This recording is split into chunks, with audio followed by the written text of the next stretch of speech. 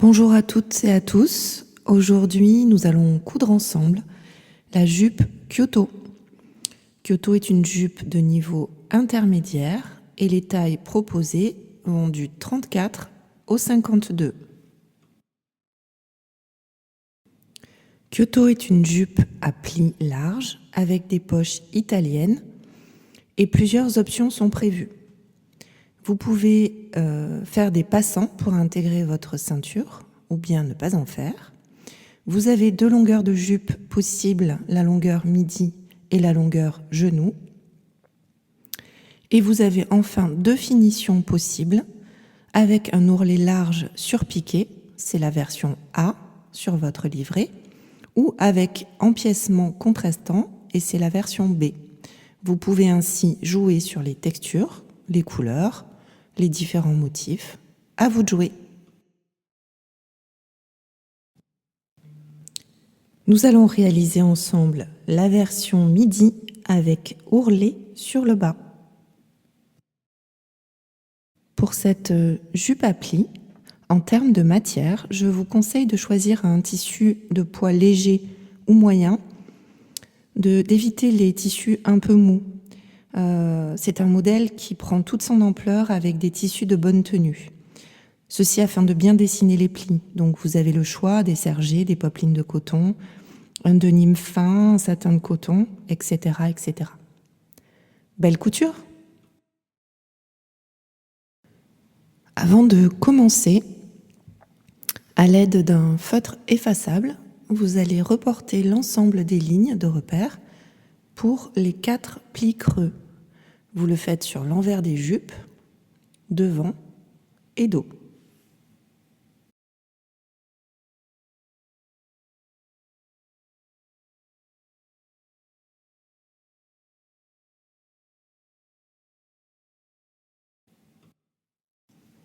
Vous allez ensuite thermocoller l'envers des enformes, devant et dos.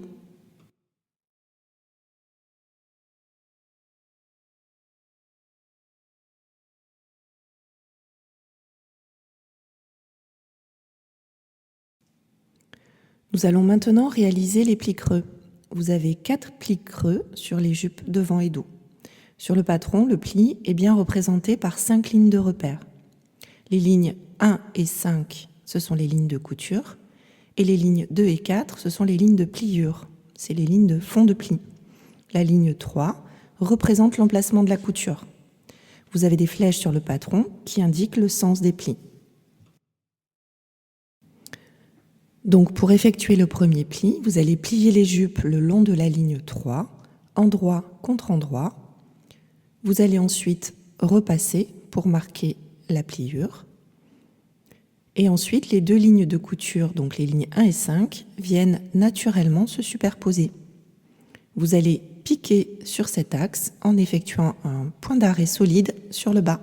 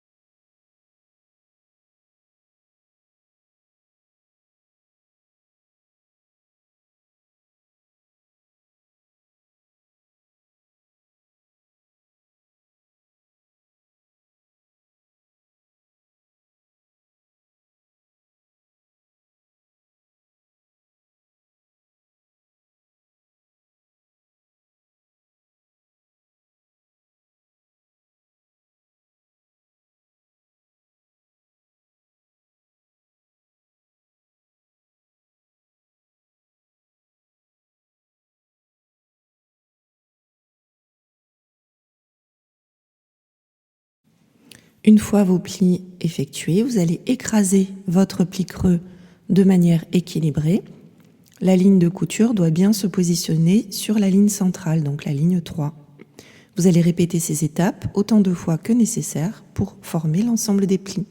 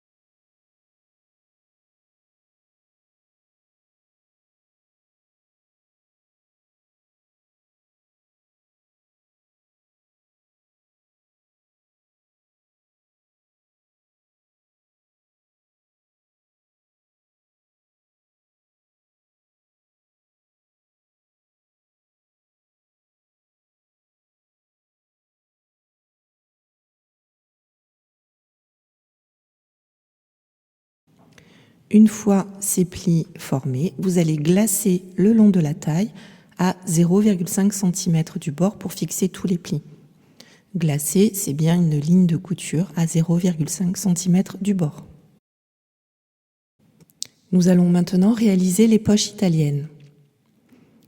Vous allez superposer la propreté et le fond de poche endroit contre endroit en faisant bien correspondre l'écran.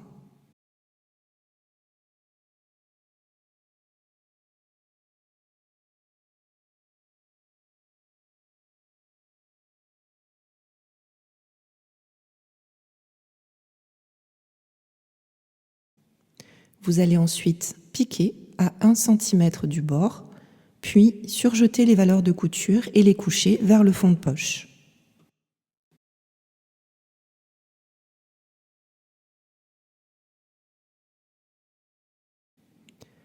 Vous allez ensuite surpiquer à 2 mm de la couture d'assemblage pour bien maintenir la valeur de couture dans cette position.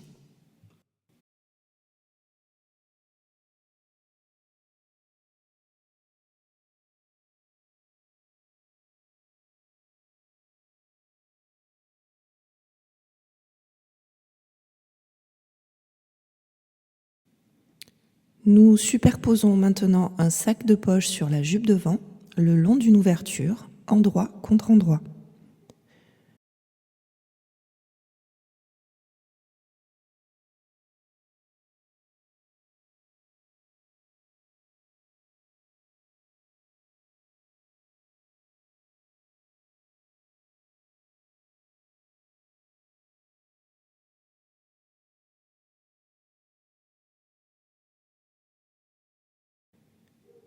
Une fois épinglé, vous allez piquer à 1 cm du bord, puis surjeter les valeurs de couture.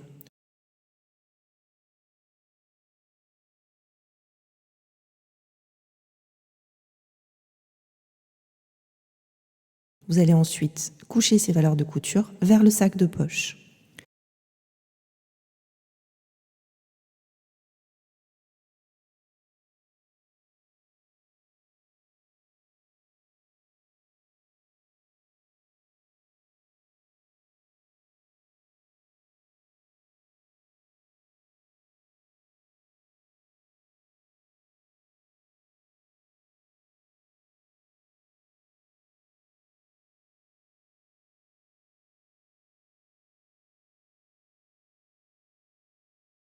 Comme précédemment, nous allons réaliser une piqûre de bascule à 2 mm de la couture d'assemblage en traversant bien les 3 épaisseurs, les 2 épaisseurs de valeur de couture et le fond de poche. Cette opération vise à ce que le sac de poche ne se relève pas au porté et soit bien visible depuis l'extérieur. Nous basculons à présent le sac de poche contre l'envers de la jupe et nous repassons.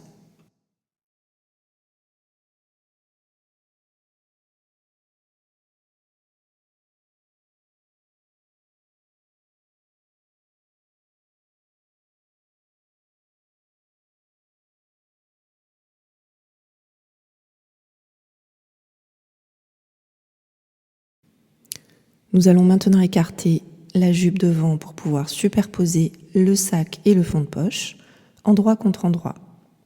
On épingle bien le long de la ligne courbe et nous piquons et nous surjetons.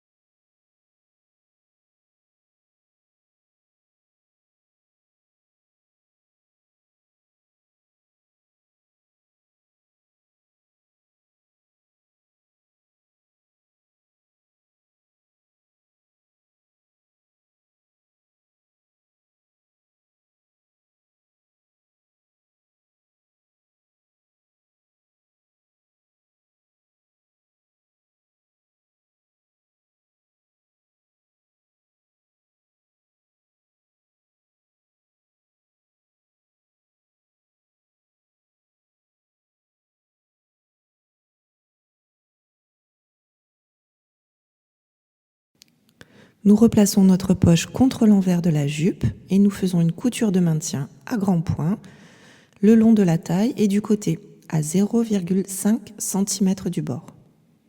On réalise bien sûr la deuxième poche de la même manière en répétant l'ensemble des étapes.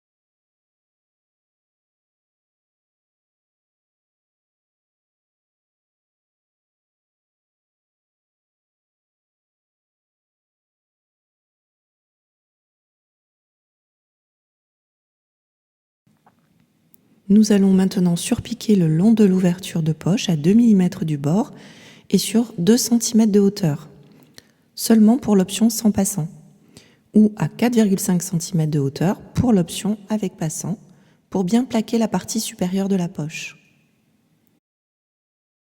Nous allons travailler les côtés et la pose de la fermeture à glissière invisible. Nous commençons par surjeter les côtés des jupes devant et dos.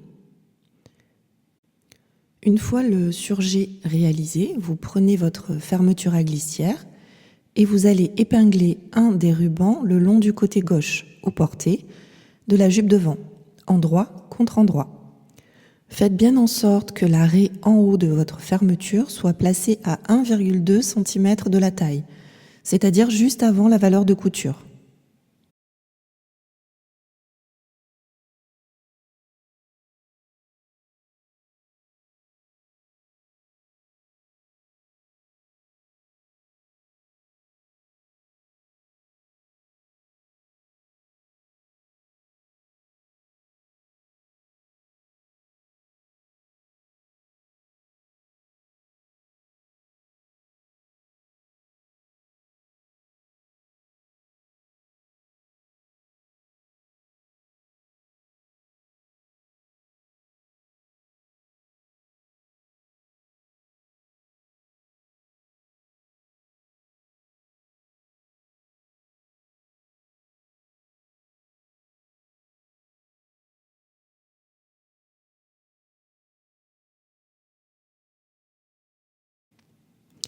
Vous allez maintenant piquer au ras des dents depuis la taille et jusqu'au cran marquant la fin de l'ouverture.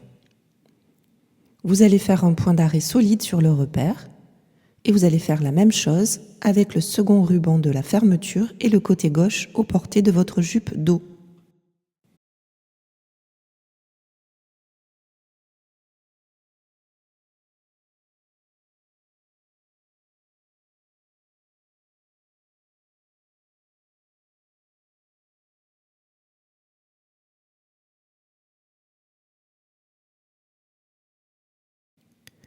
Faites bien attention à ce stade qu'il n'y ait pas de décalage à la taille entre vos jupes devant et dos.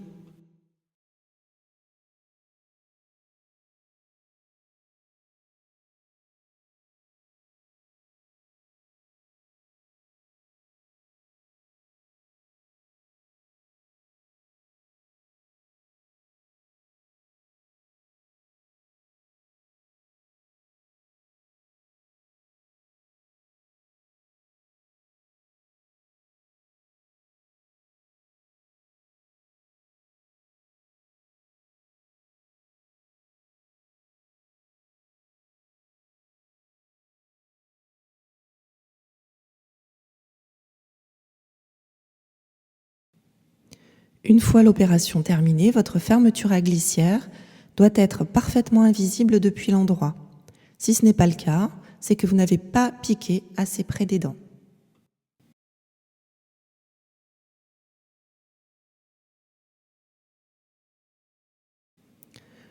Pour une jolie finition et si vous le souhaitez, vous pouvez recouvrir l'extrémité de votre fermeture à glissière avec un morceau de biais posé à cheval. Pour ce faire, vous allez couper un biais de la largeur de votre fermeture à glissière, plus 2 cm. Vous l'épinglez complètement ouvert contre l'endroit de la fermeture, à l'extrémité. Vous faites dépasser l'excédent de biais de part et d'autre et vous allez piquer sur la pliure du biais.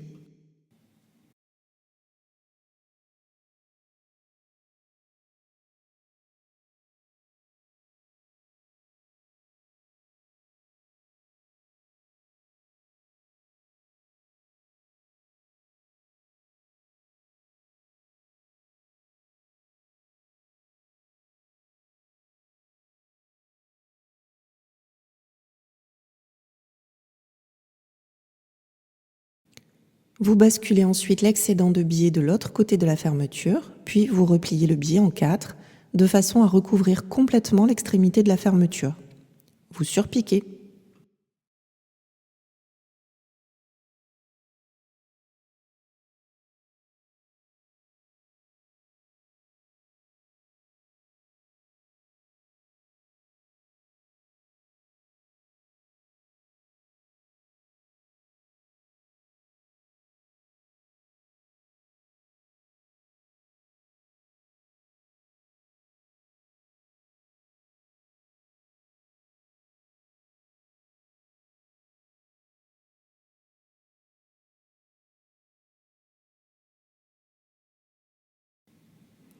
Nous superposons maintenant nos jupes devant et dos par les côtés, endroit contre endroit. Nous piquons le côté droit au porté sur toute la hauteur et le côté gauche au porté, depuis le bas et jusqu'au repère de fin d'ouverture. Faites bien un point d'arrêt solide.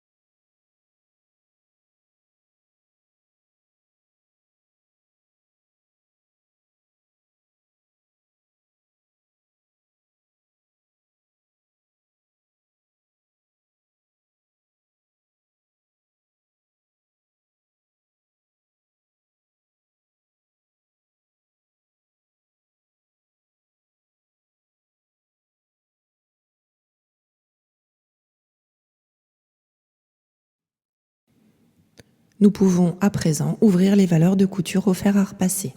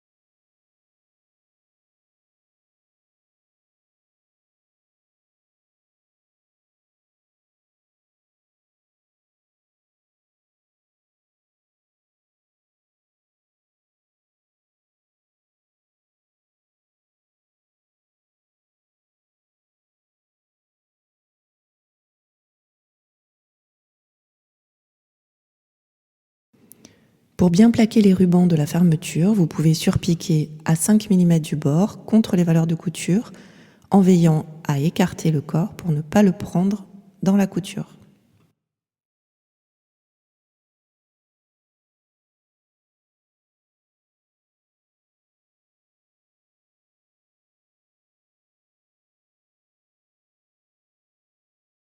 Nous allons maintenant réaliser l'enforme.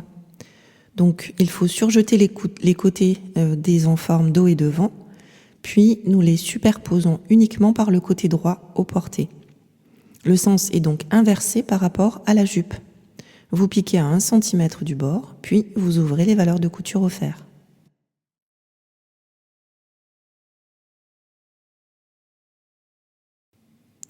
Vous pouvez à présent surjeter le bas de l'enforme, dos devant. Si vous le souhaitez, vous pouvez remplacer le surjet par la pose d'un biais à cheval. Toutes les étapes sont indiquées dans le livret.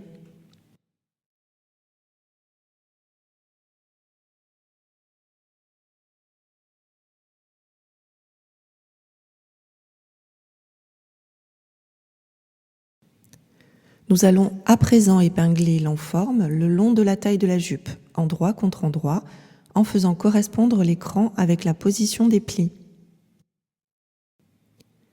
Les coutures sur le côté droit doivent se superposer et la fermeture à glissière sur le côté gauche est prise en sandwich entre le corps et l'enforme.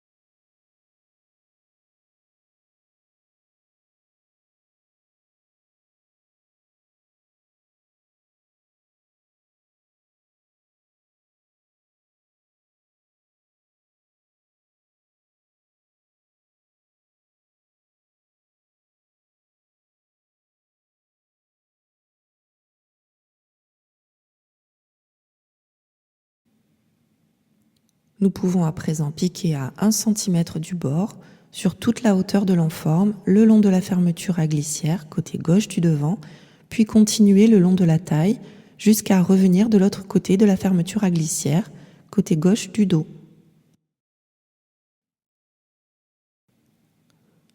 Lorsque vous rencontrez un angle, vous plantez votre aiguille dans le tissu, vous relevez le pied presseur, vous pivotez votre ouvrage, vous rabaissez votre pied presseur, puis vous continuez votre couture.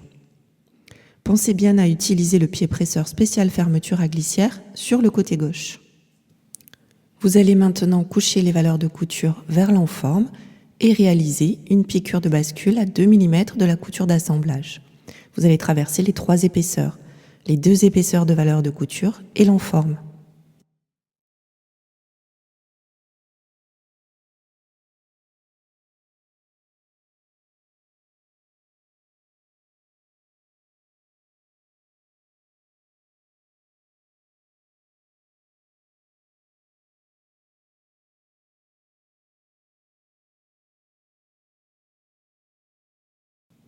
Rapprochez-vous le plus possible des angles vers les côtés. Cette opération permettra d'éviter que l'enforme ne se relève au porté et soit visible depuis l'extérieur.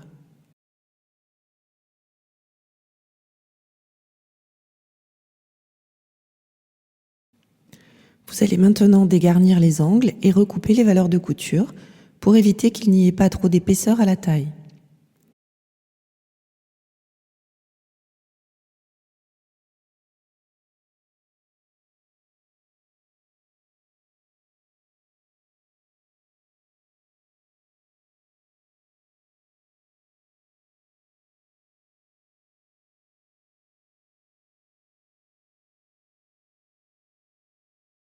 Vous allez ensuite retourner l'enforme contre l'envers de la jupe. Ressortez bien les angles, puis repassez.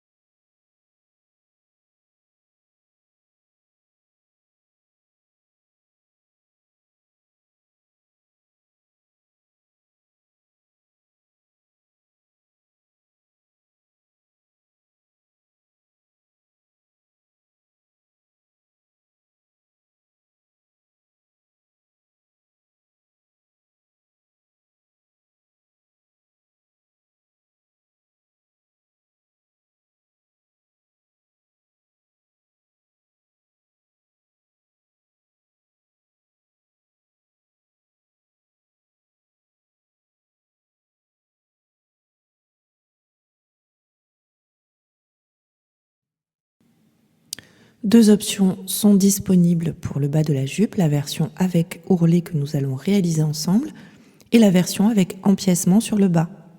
Pour cette version, toutes les explications sont contenues dans le livret. Donc pour la version avec ourlet, vous allez effectuer un rentré de 1 cm sur le bas de la jupe et puis un repli de 6 cm. Vous allez ensuite surpiquer à 2 mm du bord, puis tous les 5 mm environ.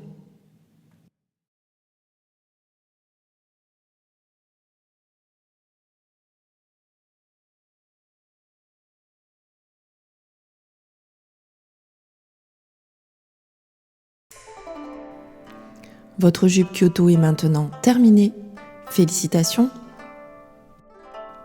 J'espère que vous prendrez grand plaisir à porter votre jupe Kyoto, qui est un modèle très versatile selon les tissus que vous choisirez. Merci d'avoir suivi ce tuto de la jupe Kyoto. N'hésitez pas à vous abonner à la chaîne Maison Poulette, à liker, à commenter. Je serai ravie de répondre à toutes vos questions. À bientôt!